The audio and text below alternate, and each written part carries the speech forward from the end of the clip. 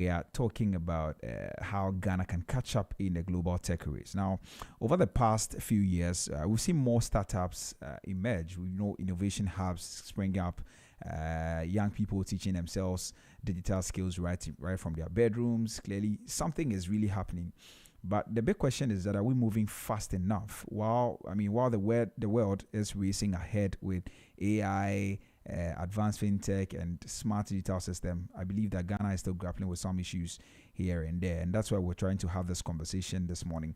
And what exactly we must face, what we must invest in, and how we can create an environment where Ghanaian ideas don't just survive locally, but are able to compete globally. And to help us break this down, I'm joined by Sedem Balfour. I hope that's a name. And he's a tech entrepreneur. And also over the phone lines, Samuel Okechi. He is also an IT consultant. These are the two gentlemen I'll be talking to this morning. Let me start in studio with you, Sedem. Sedem, how are you doing? Yeah, I'm doing good. Good to see you. Good to be here too. Wow, thank you so much for accepting to be here. And happy birthday to you. Today is Sedem's birthday. Yes, happy birthday to you, my brother. Thank you, Wish you long life. What do you wish for yourself?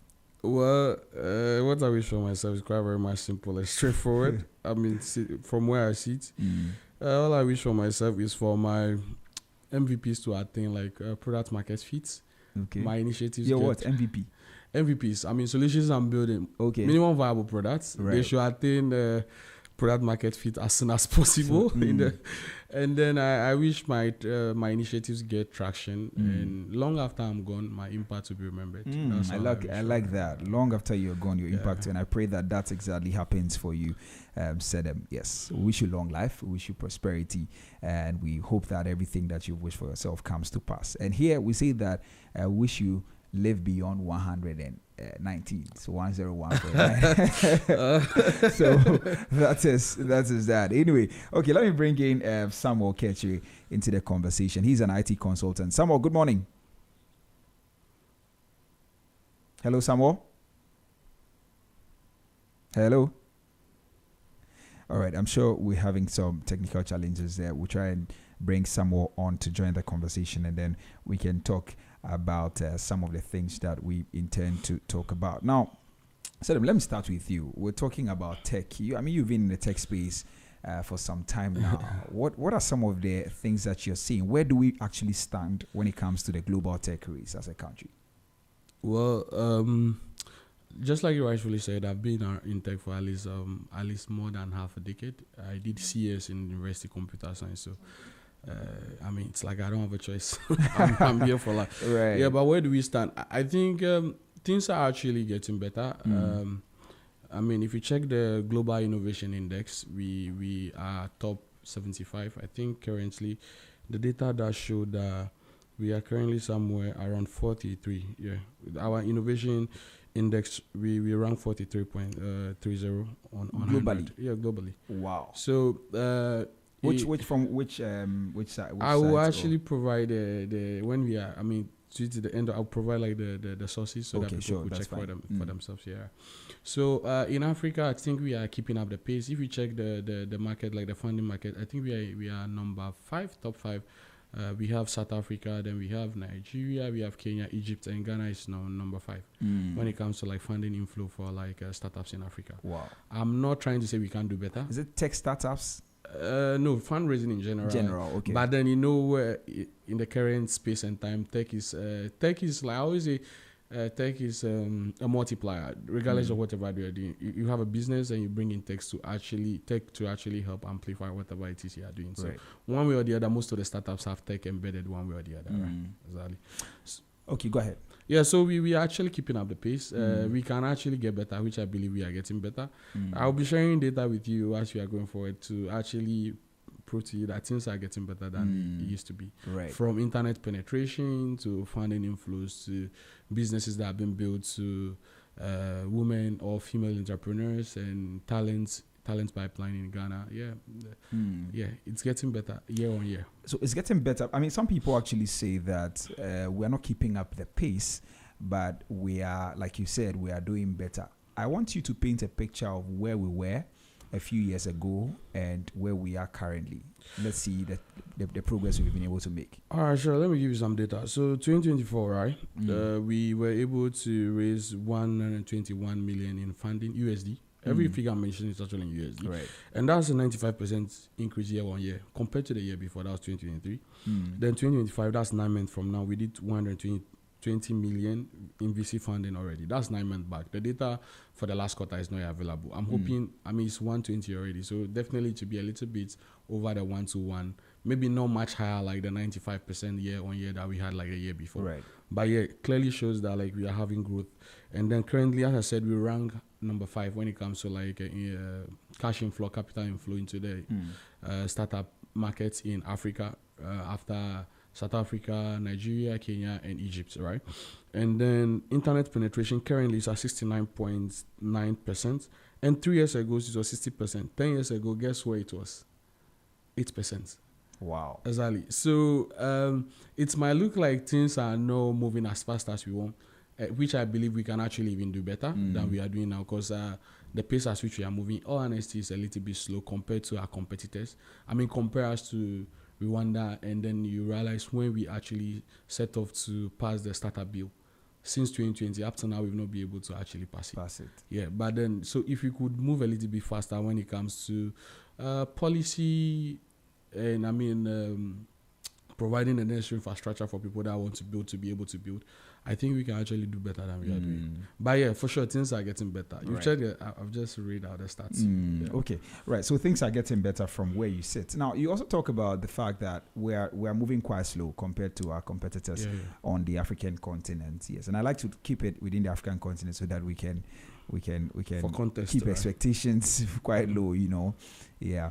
So, what exactly are the barriers that are stopping us from actually fully moving very fast? Well, mostly people, depending on people see, they might have like different opinions. But if you are looking at the data, the main barrier we have is capital, right? Because as I said earlier on, in this time and age, internet access penetration is actually getting better. So it means like if you are building digital products, it's much more accessible to a wider range of like the population in Ghana, right?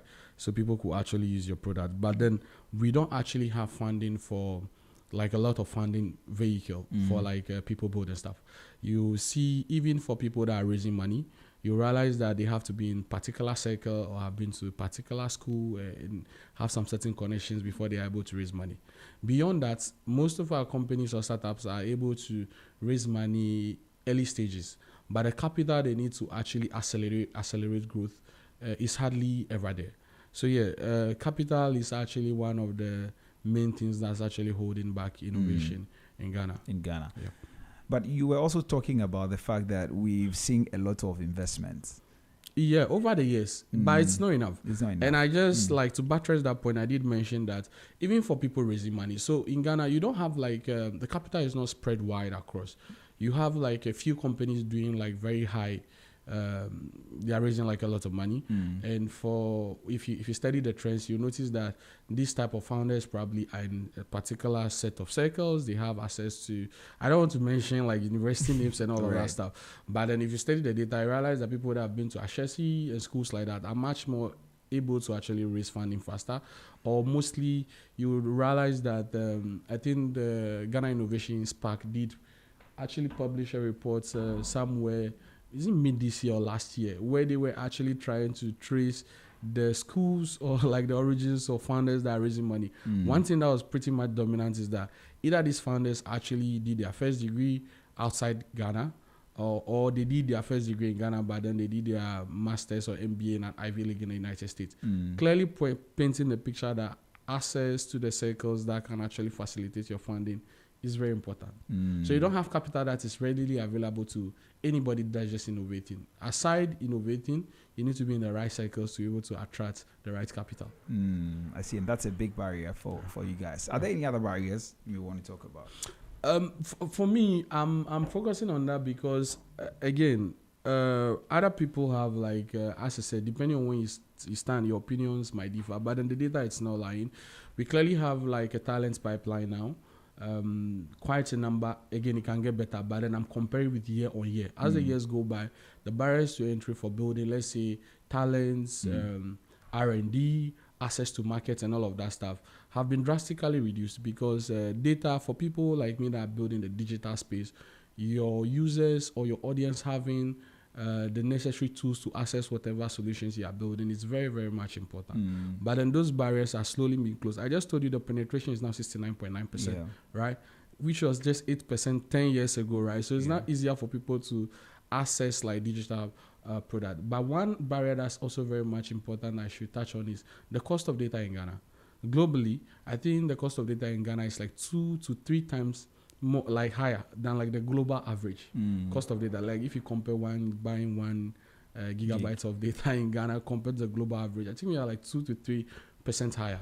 So still, there's more like we can actually do. Imagine we are par with the global average, and then cost of data becomes cheaper, so the people you are building for can easily access the solutions they are trying to build.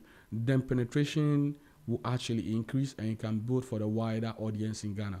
So yeah, cost of data is definitely like might not be direct, but indirectly is actually thwarting innovation and growth. Yep. Right, you talk about one of the big issues for you guys. So that's like internet data, right? Yeah. They're using, purchasing. Because if you are building digital products, people need access to internet to use whatever it is you are building. Okay, so that's looking at the internet penetration for the entire country. It says around 68? 69.9%. 69.9%. Okay. So how does that 69%, 69.8, okay, let's say just 70, let's just round it up and say 70%. Does that make us ready for a digital tech boom? Or a major tech boom? I could say currently we are like 60% ready, and maybe looking into 5 years we are like maybe 40% ready, because the speed also matters. Here's the thing: in Accra, Kumasi, we have like fiber networks like around, so the internet speed is a bit like much more reliable for most homes currently at the capital right now are now like on fiber networks, and the internet speed is just better. But then if you go to, let's say, tier 2, tier 3 cities in Ghana, even though there's access to the internet, the network strength and speed is not that high. That's true. So there are certain applications and solutions that might not actually be easily deployed in those like cities, right? But then nice thing is for most consumer facing applications, that's like applications that are built for like people to B2C, business to consumers directly. Right. They could, social media is a proof of that. Your friend or your family somewhere away in the village is still able to access TikTok, right? And what that also does is that for people building in Ghana, you realize that the way we build is a bit different. Accessibility is not like a dark mode for us. It's about how lean and light you could build your stuff so that it's able to be used even in like not the best of internet conditions. Yeah. As well as that's why you realize that most of the solutions you have in Ghana that allows you to purchase services have USSD options, because we clearly know that it's not all the time that our people actually have like proper internet connection, or the internet speed or strength is good enough. Yeah. So we always go ahead.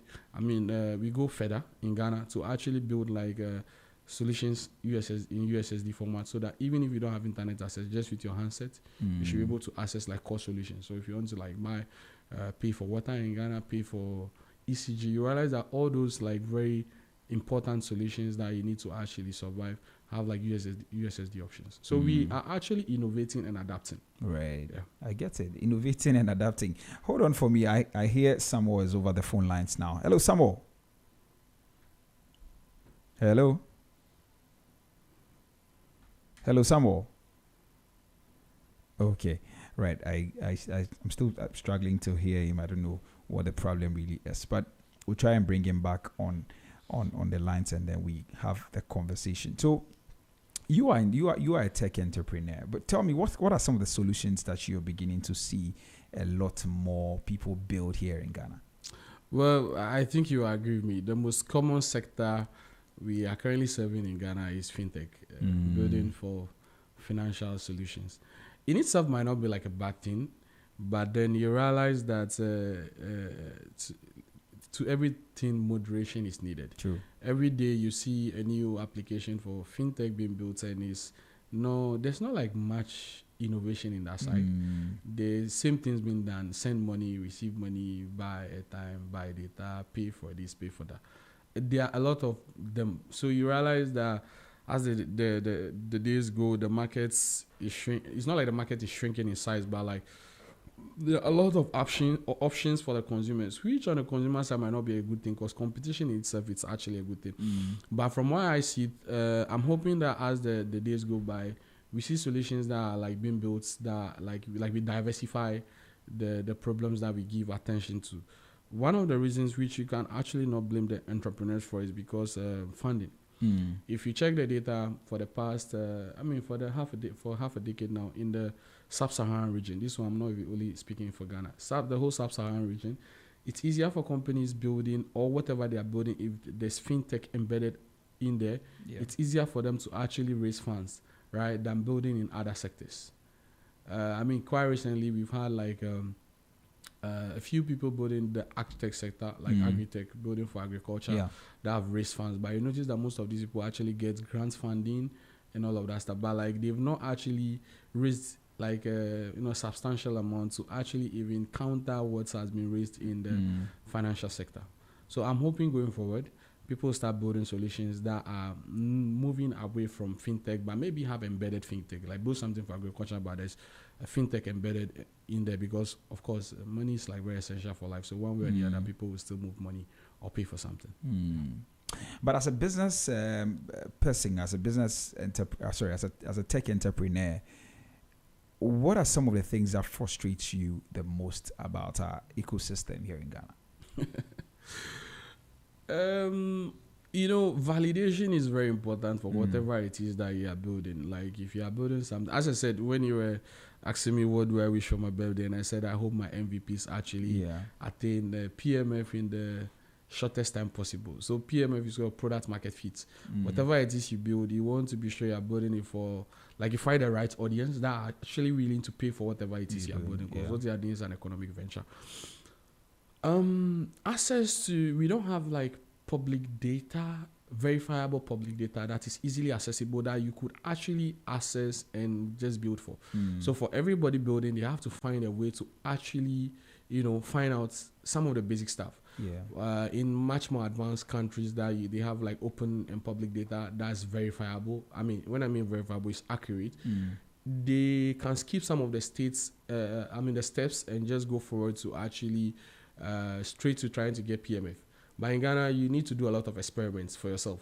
And everybody keeps doing that. And everybody hoard the data. Not like they hoard, but then they work for it. So it does become like a competitive advantage for them. You don't expect them to put it out there. But if we have like state institutions actually doing some of the, gathering data to actually help entrepreneurs make informed decisions, they could skip some of the steps in the early stages and just be building for market straight and be focusing on how to actually get people, paying customers for whatever it is they are building. One of the most frustrating stuff. Then again, in Ghana, in as much as I said that we have a talent pipeline, that you have people doing CS and all of that stuff now, we still have like a major mismatch between academia and industry, where industry is looking for some specific skills, right, to hire, but like academia is not training for those skills. So you see what happens is that companies like employ people from the university, and they have to now spend some time, not only time, resources to actually train them and align them with whatever it is they are doing. So one of the things we could actually do is to find a way to bridge the gap between industry and academia. What are some of the skills that you think that academia is not actually, preparing people for? Well, you see, the thing about university, right? The curricula is not evolving fast enough to catch up with, like, how do we call it, industry. So it's not like entirely what they are teaching is not like right or bad. University prepares you so that you could actually be a lifelong learner. But we have situations, think of it this way, that we don't have specific courses training people in product design, learning how to use Figma, or we don't have like specific courses in the university training people to become product management, how they can gather requirements, validate it, and actually convert this into features that whoever or the audience they are building for will actually find interesting or valuable enough to pay for, right? So I don't want to mention framework, but I guess you are pushing me there. I guess I just have to do. So IDCS, you realize that right now in the university, we still have like the fundamentals. People listening to us, they might not know what CSS, computer science. Computer science. Giving us there instead of the abbreviations. All right, sure. CS is computer science. Right. So you did realize that university... Because CS in another context is something else. Well, could be something else altogether. True, yeah. All right, go ahead. Well, I'm speaking in the context of tech piece.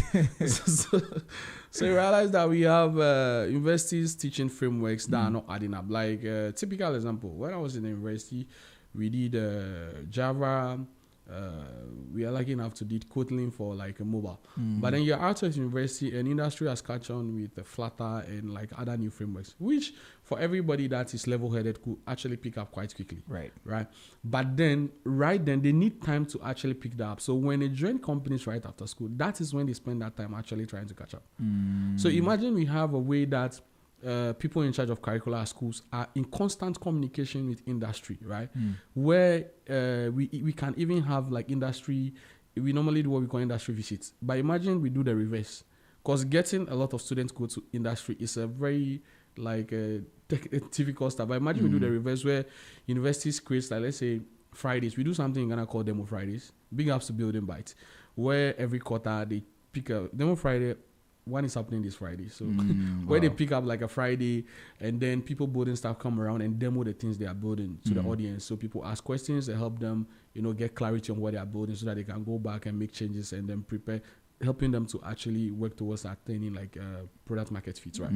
Imagine we have something like that in the universities where we could have like professionals come around maybe once a month and then come and share with like not only CS, could be any other industry because there's marketing, and I know every single person or every professional is always complaining that be it tech, be it marketing, be it design, have an issue that the people that they are recruiting do not have like the knowledge they want them to have, so they have to spend time training them.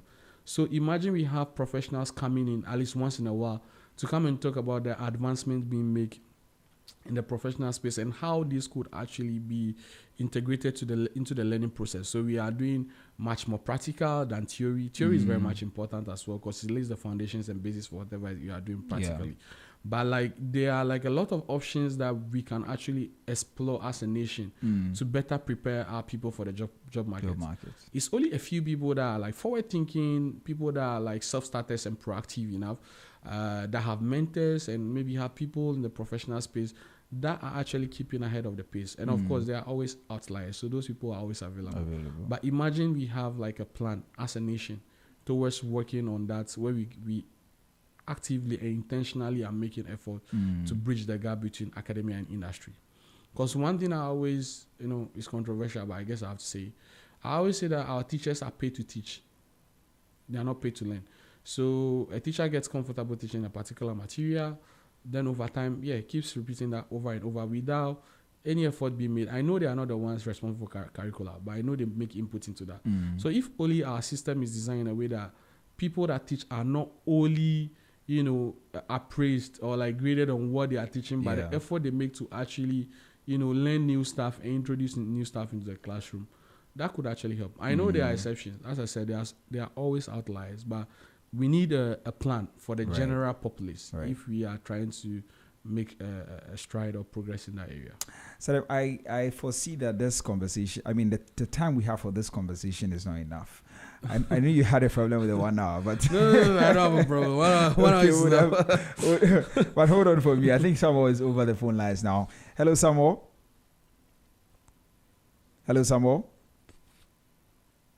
Hello.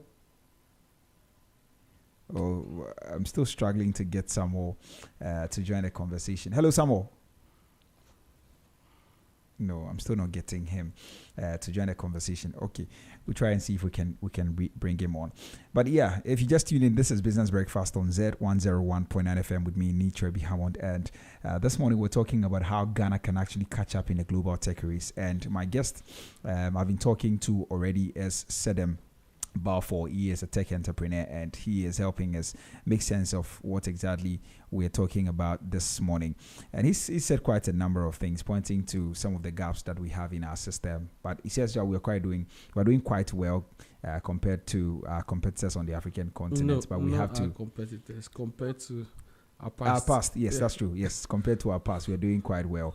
Yes, but when it comes to the African continent, also we are doing quite well in a way. But globally, we are lagging behind, and there are things that we have to do. One of his suggestions is that let's actually try to bridge the gap between academia and what exactly is in the field, the skills that the people need, the students need, or the tech entrepreneurs or the people who are interested in tech need to be able to do the business that they are or get into the space properly. And he says that we should bring teachers into not teachers, people on the field, like from industry, into the classrooms to actually make teaching practical. So very, very important points he make there. But you can also join the conversation. Feel free to send us a WhatsApp on 0544321019, 0544321019. You can also call me on 030395664, 030395664, and then I give you the opportunity to share your thoughts with us this morning. We're streaming live on Facebook at ZFMGH and also on YouTube at Z Multimedia. So please do well to engage us on those platforms as well, and we'll read your messages for you. All right. Sedem, let's continue the conversation. I want to know, when you talked about the financing, I think the focus went to FDI and all of that, foreign direct investment. We haven't quite, I didn't quite hear you talk about government intervention in terms of funding and all of that. Do you think that current government policies support innovation, and do they create more barriers than solutions? Well, I will not be fair to say government is not actually making efforts. A typical one is the Bank of Ghana sandbox. So, it's a known problem for people building in fintech when it comes to getting licensing, because it's quite expensive. It's not cheap, and the processes are not it takes time because you're about to move money. So there's a lot of regulatory and compliance issues that you have to actually pick up. So I think somewhere, last 2 years, the Bank of Ghana introduced what they call the sandbox, right, where they select a few people like building staff, innovative staff, and give them the opportunity to actually operate, but then they have oversight over their operations, right? So they are not fully licensed, but they are able to put out their innovations out there for customers to use under the street oversight of Bank of Ghana. Right. It's helped a few startups, but then again, we could have the pace at which it's moving is very slow, because sometimes that's why I always say, depending on where you are. From where I see it's slow, but maybe for the regulator, it's very much needed because it's money. It has to do with affect people's economic being directly. So they are careful about how they go about giving out these licenses and which people they could actually get into the sandbox. But there are various types of innovations in the fintech sector that could have actually, find a product market fit or be able to bring around some good solutions to the people that need them, if only the pace at which we get people into the fintech sandbox actually improves. I've also heard that the current government is working on a fund. I just can't. I don't remember the exact figure. I should have checked out.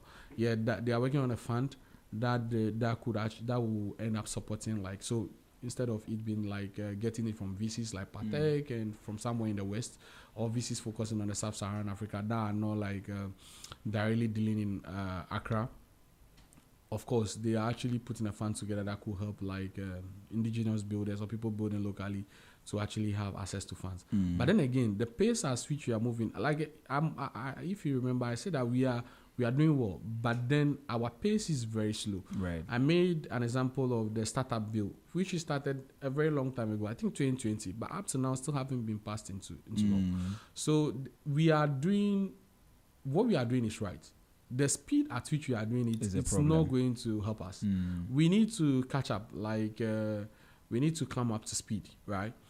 That is the major challenge. So regulatory bodies and policy, it's actually moving in the right direction. But if only we could actually give it some momentum, right? Because the world is moving at a very fast pace. You sleep today, wake up tomorrow, and there's a new tech coming in. So regulation and policy need to pick up a pace in Ghana if we are hoping to actually, dramatically improve what we are currently doing when it comes to innovation in the tech space. Because if this bill becomes a law, there could be tax breaks for like people that are building early. There could be like special initiatives towards R&D, research and development.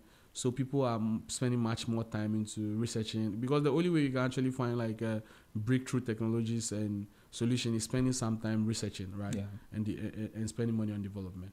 So we are doing something right. Government is doing something right, but then the pace, right? The speed, it's not helping. We need pace. Okay, right. Okay, I understand Samuel is on the lines, over the phone lines now, and we want to bring him into the conversation.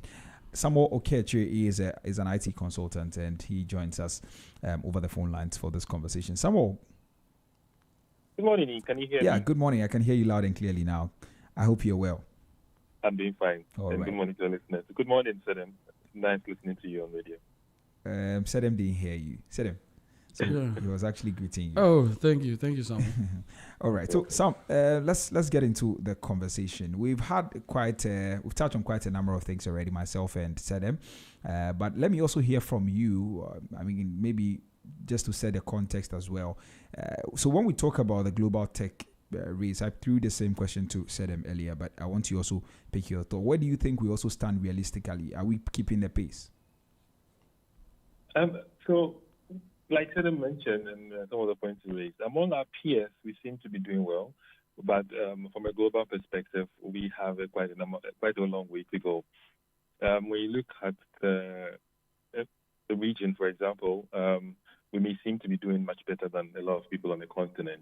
However, in this space, the only way you can grow and scale is when you compare yourself globally. And like Sedem mentioned in the figures, we are good, but we still have a long way to go.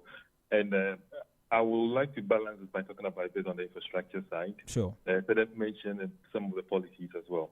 From an infrastructure perspective, we still have quite a long way to go. We have high data penetration rate in Ghana now, but in terms of the right speed is an issue, for example. So holistically, we don't really have the right infrastructure to support that growth. But we quite have quite a long way to go from that perspective.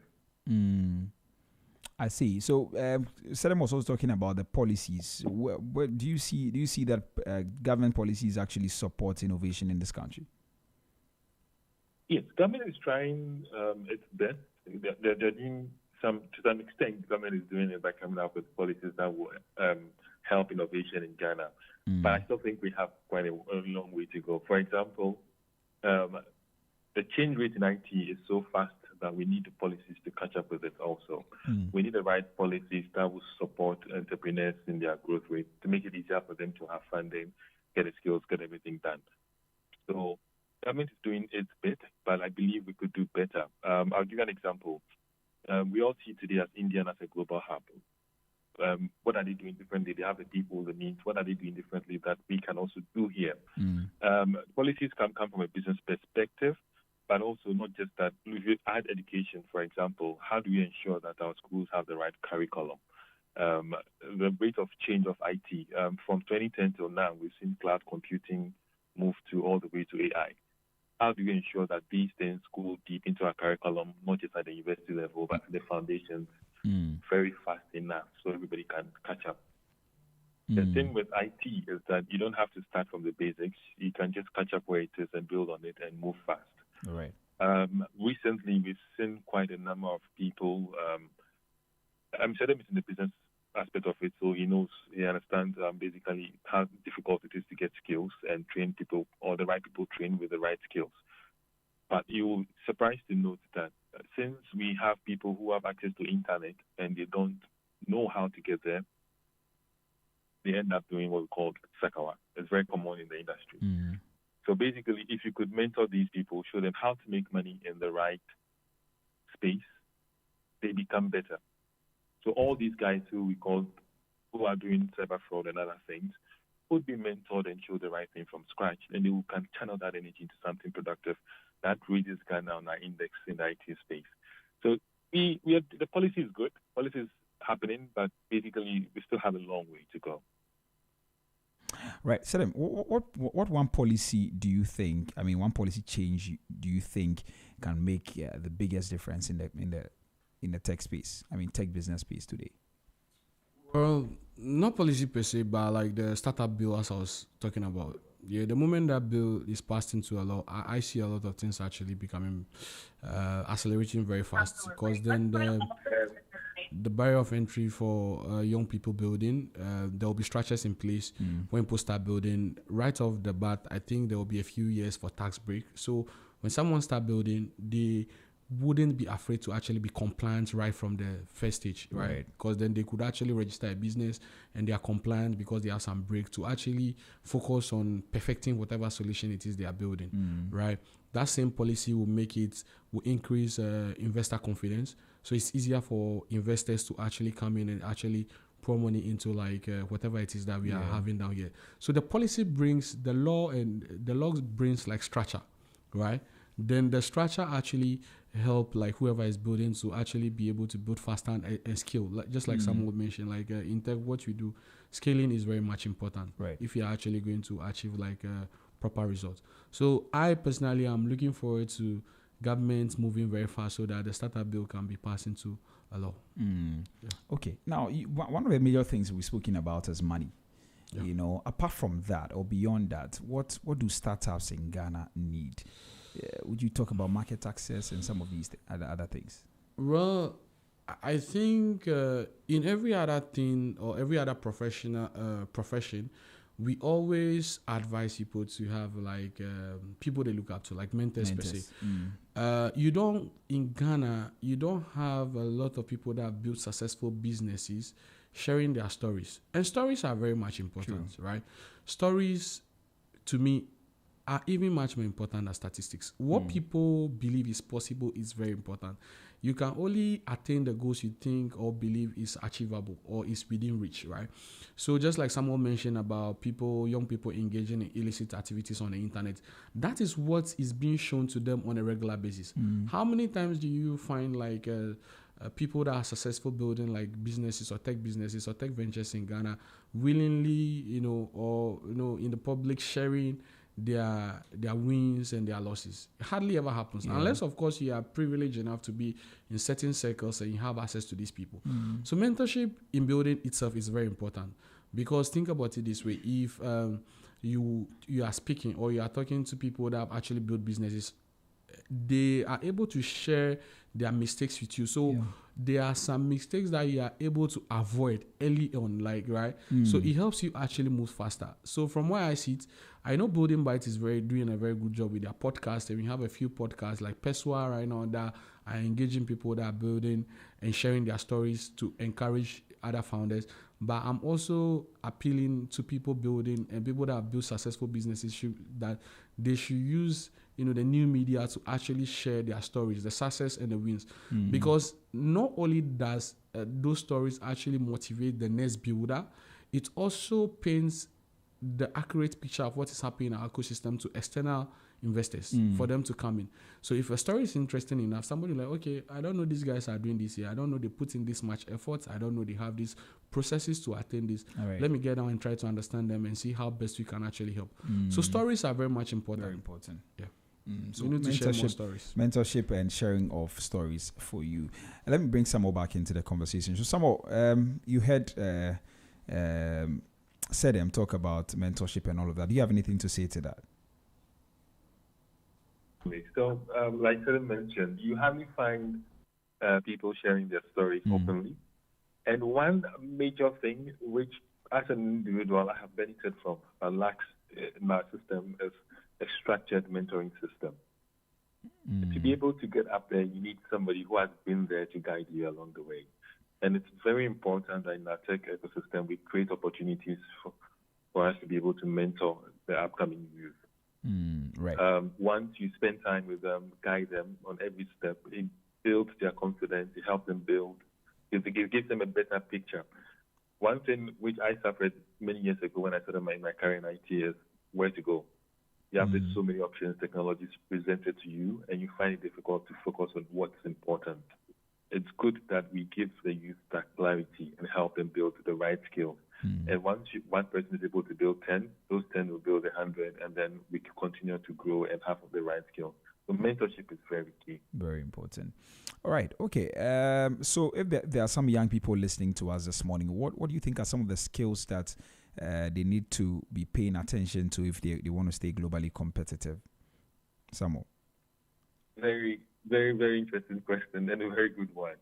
The beautiful thing about IT is that the buzzword is always in town. And once you build a profile around the common buzzwords, you'll be able to understand what skills you lack and where you can start from. These days, everybody's talking about AI.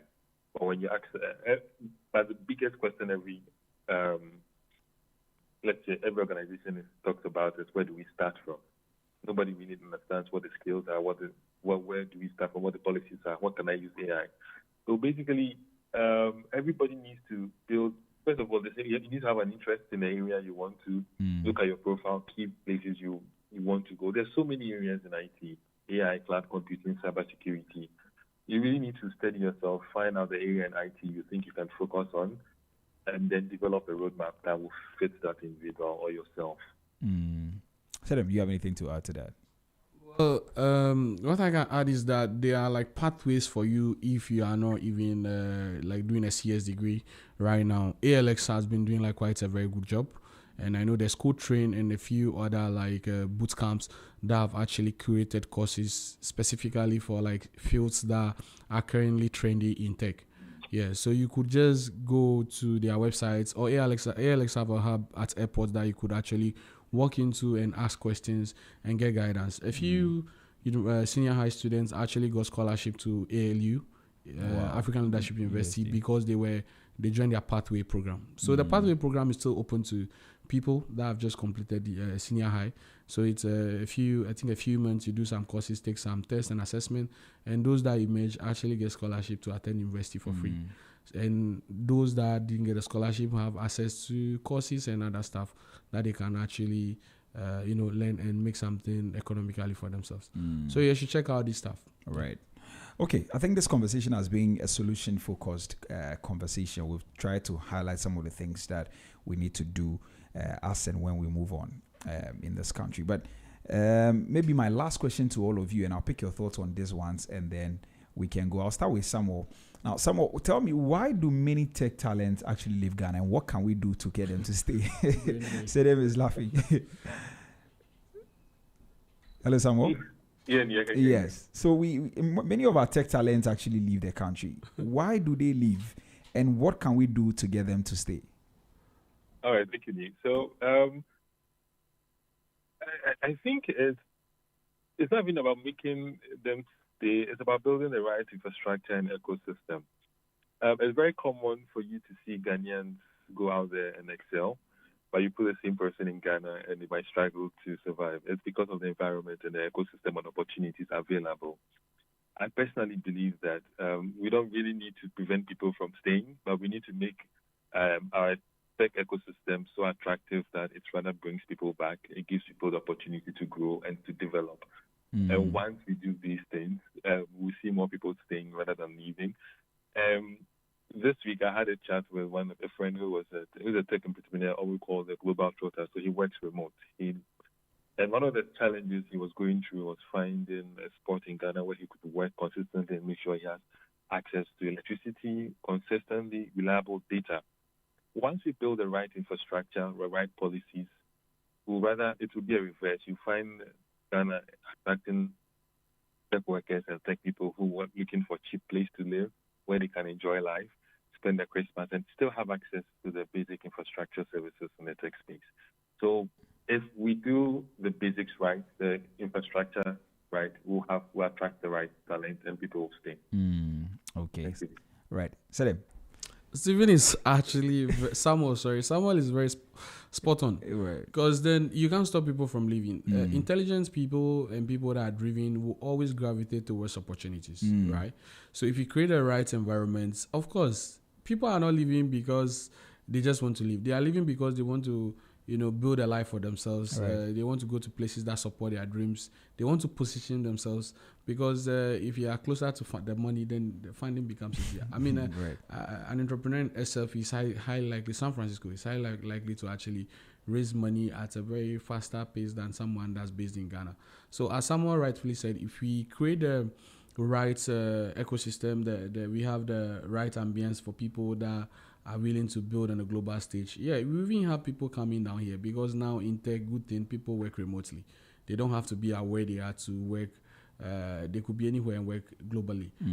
Case in point, Kenya and Rwanda. You have a lot of like tech giants actually having most of their workforces being located in Kenya and Rwanda. So those things didn't happen by chance. Governments have created the right atmosphere. I would say the right condition for the people interested or working in tech to actually find it attractive enough to actually come in. It goes beyond just the physical infrastructure. The visa, the specific visas created for people working in tech, spaces, parks, and all of that stuff. Yep. All right, gentlemen, thank you very much for your time. I think it's been a great conversation. Is there any final thing you want to say before we go, Sedem? Then I come back to Samuel and then we can wrap up. Well, there's this thing I wanted to say. AI is not a sector. I know it's very controversial. It's an add-on technology. Just like whenever I say this thing, people get very like a rust of feathers. But like I always say that tech is a multiplier. Tech in itself is not a business. You have the business, and tech comes to actually like multiply the efforts or help you scale.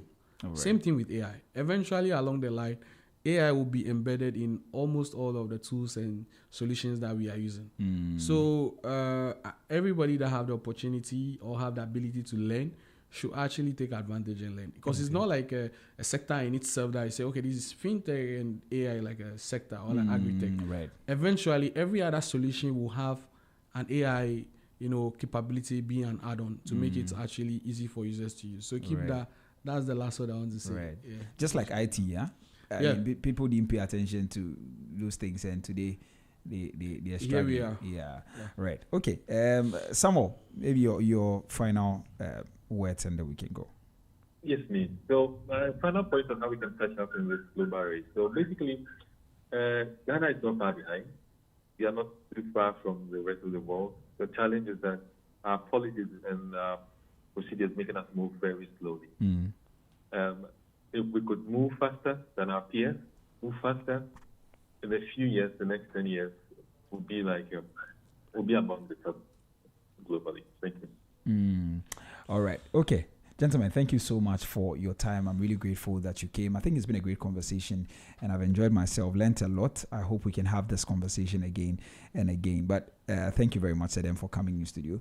And thank you very much, Samuel, for also joining us over the phone lines. Thank you. Bye. All right.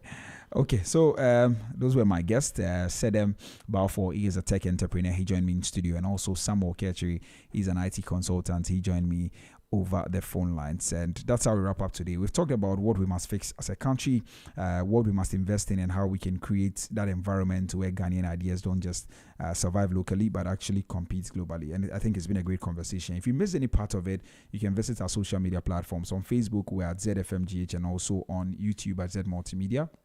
You can check those platforms and get the video there and playback. But it's been great having you and chauffeuring you right from 6:15 till now. I'm so grateful that you joined. Thanks so much for listening. We're back again tomorrow for more interesting conversations. Until then, please do well to take very good care of yourself. And when you think Ghana, think Z. My name is Nitrebi Hammond, and up next is The Brighter Side with Jeremy Okorie Amwako.